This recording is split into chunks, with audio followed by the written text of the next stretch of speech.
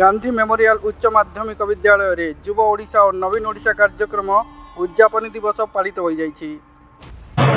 आपनक माध्यम रे आपनक द्वारा परिवर्तन को आह्वान करा जाउछि। एभली नुआ ओडिशा युव ओडिशा नवीन ओडिशा परिकल्पना आगे कौन सरकार ओडिशा कर नथिले तेणु गोटे कहीं करा हो शिक्षा विभाग और सरकार गोटे धारावाहिक कार्यक्रम नुहे। एतद दो समस्त अष्टम श्रेणी को उपरକୁ ଯେତେ ପିଲା ରହିଲେ ସମସ୍ତଙ୍କୁ धीरे धीरे एभली एक सिस्टम पका जाउछि जोटा कि ताका जीवन में से रोजगारमय जीवन करिपारिबे बा कर्ममय जीवन करिपारिबे। केन्द्रापड़ा जिला आली ब्लॉक अंतर्गत गोविंदपुर स्थित गांधी मेमोरियल उच्च माध्यमिक विद्यालय रे चालुथिबा नुआ और युव ओडिशा और नवीन ओडिशा कार्यक्रम उद्यापन दिवस पालित हो जाइछि। यही उद्यापन दिवस रे कॉलेज रो अध्यक्ष संतोष कुमार दास उक्त कार्यक्रम रे सभापतित्व करिथिबा सह मुख्य अतिथि भावे जोग देइथिले आली विधायक तथा मंत्री प्रताप केशरी देव एवं सम्मानित अतिथि भावे जिला योजना बोर्ड सभ्य धनरंजन बोस, गोविंदपुर सरपंच सीमाराणी मल्लिक, प्रमोद मल्लिक और कॉलेज रो समस्त अध्यापक अध्यापिका उपस्थित रही विभिन्न प्रतियोगिता रे कृतित्व हासिल करिथिबा छात्र छात्री माननकु पुरस्कार प्रदान करथिले। आगामी दिन रे युवपीढ़ी किपरि बेकारी न हेबे से संबंध रे आलोचना करथिले। एहा सह गोविंदपुर कॉलेज रे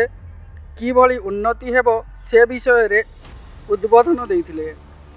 मोजी 3 थर जिला परिषद मेंबर, 3 थर योजना बोर्ड रो सभ्य, एवं मध्य योजना बोर्ड सभ्य हिसाब से एक्सटर्नल गवर्नमेंट वेबसाइट को जाइए जिला को।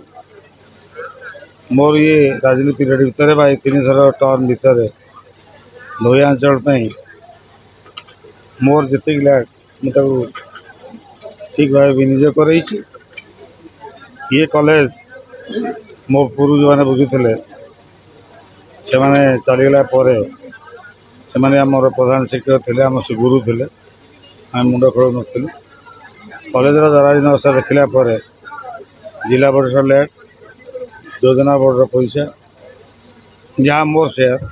एवं बर्तमान जी आज गेस्ट आते मंत्री आड़ कि एमपी आड़ कि आनी समस्त कॉलेज बढ़ई चलती आमर तो बस अच्छी होगा 2024 पर राजनीति में अवसर नहीं पारे नेले भी कॉलेजटा को एमती शिष्टता पहुँचाइबी ये हूँ मोर गोटे हाजिर कार्यक्रम आमर मुख्य अतिथि थे बर्तमान मंत्री एनर्जी एंड इंडस्ट्री श्रीयुक्त प्रभात केशरी। आज उद्यापन उपस्थित राज्य सरकार द्वारा प्रायोजित नवीन ओडिशा युव ओडिशा नुआ ओ जहाँकि YIDP integrated youth development program जहाँकि ओडिशा सारा राज्य में कॉलेज छात्र छात्री मानक मध्य अंतर्निहित गुण को प्रकाश करने राज्य सरकार यह एक प्रयास एवं आमर यही कार्यक्रम गत 13 तारिख रु आरंभ होता एवं आज यार उद्यापन दिवस होता। आमर मुख्य अतिथि रूपे आमर मान्यवर वरेण्य मंत्री श्रीयुक्त प्रताप केशरी देव कैबिनेट जहाँकि गुरुत्वपूर्ण विभाग रे शिल्प शक्ति और लघु उद्योग विभाग रे अच्छी मुख्य अतिथि रूपे आसी सभा को साफल्यमंडित करते सहित मंचासीन पूर्वतन जिला परिषद सभ्य श्री धनंजन बोस महोदय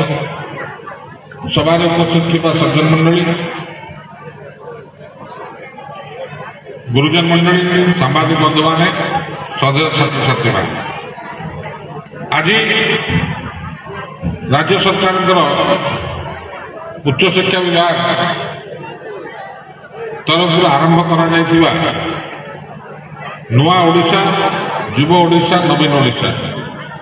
शीर्षक एक मास पर्यंत कार्यक्रम